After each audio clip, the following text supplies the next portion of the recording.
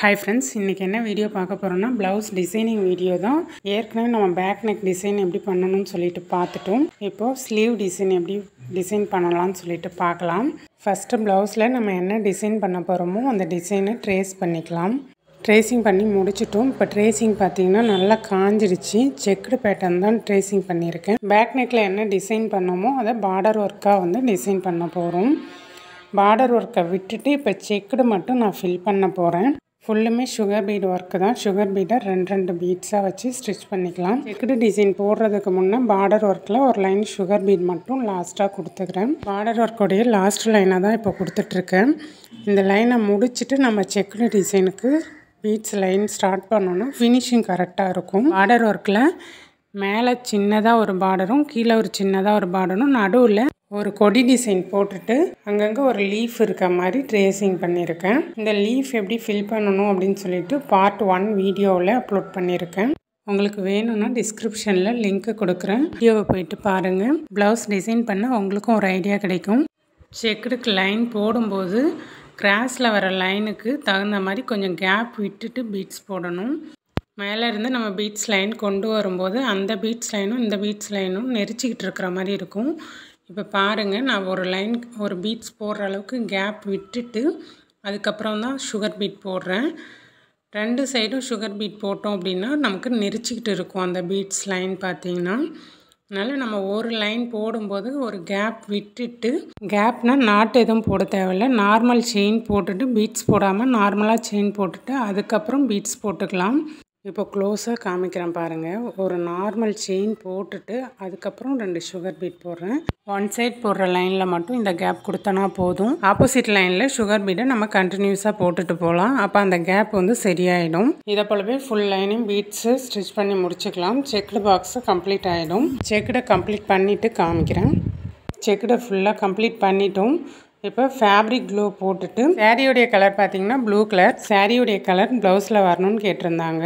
Cutting Kundan திலகம் ஷேப்பில் blue கலரில் சாரியோடைய கலரை பிங்க் கலர் ப்ளவுஸில் கொண்டு வந்திருக்கோம். ஸ்டோன் ஒட்டும்போது பார்த்தீங்கன்னா அந்த செக்குடு ரொம்ப ஒட்டாமல் கொஞ்சம் கீழே இறக்கி ஒட்டணும். அப்போ தான் நம்ம அந்த திலகம் ஷேப்பை சுற்றி ஒரு லைன் சுகர் பீட் லைன் கொண்டு வரணும். சுகர் பீட் ஒரு லைன் கொடுக்குற அளவுக்கு கேப் விட்டு திலகம் ஷேப் ஸ்டோனை ஃபுல்லாகவே நம்ம ஒட்டி முடிச்சிடலாம்.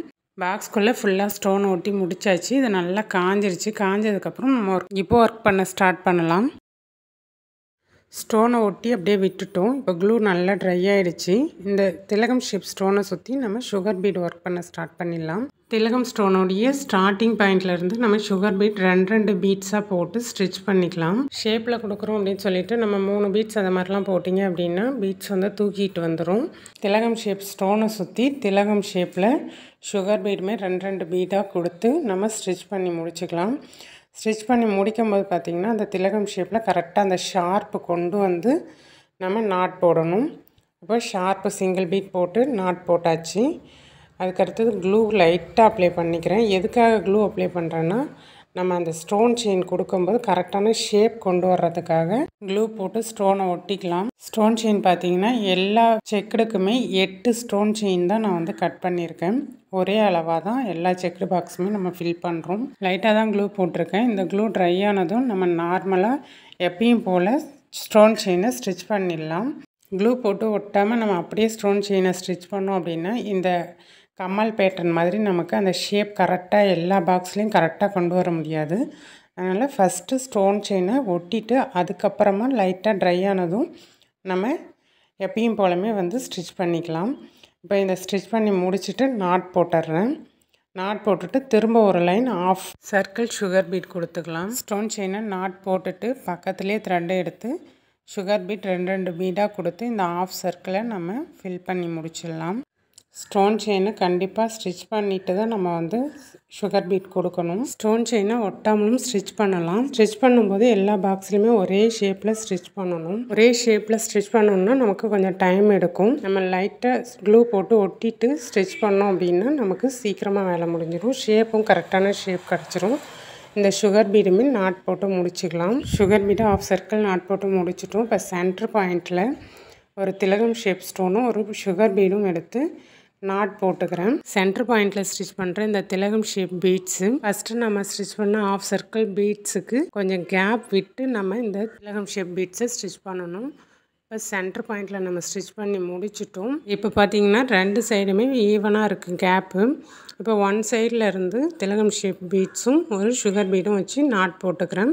அடுத்து கொஞ்சம் கீழே கேப் விட்டு ஒரு ட்ராப் ஷேப் பீடும் ஒரு சுகர் பீடும் வச்சு நாட் போட்டுக்கலாம். ஒவ்வொரு பீட்ஸுக்கும் நம்ம நாட் போட்டு தான் அடுத்த பீட் ஸ்டார்ட் பண்ணுறோம். ஒவ்வொரு பீட்ஸு ஸ்டிச் பண்ணும்போதும் கொஞ்சம் கேப் விட்டு கீழே இறக்கி ஆஃப் சர்க்கிள் ஷேப்பில் கரெக்டாக நாட் போட்டு முடிச்சுக்கலாம். சுகர் பீட், ஸ்டோன் செயின் எல்லாம் எப்படி ஆஃப் சர்க்கிளில் நம்ம ஸ்டிச் பண்ணுமோ அதே மாதிரி தான் இந்த திலகம் ஷேப் பீட்ஸ்லேயுமே வந்து ஆஃப் சர்க்கிளில் ஒரு ட்ராப் ஷேப் பீட்ஸும் ஒரு சுகர் பீடும் வச்சு நாட் போட்டுக்கிறோம்.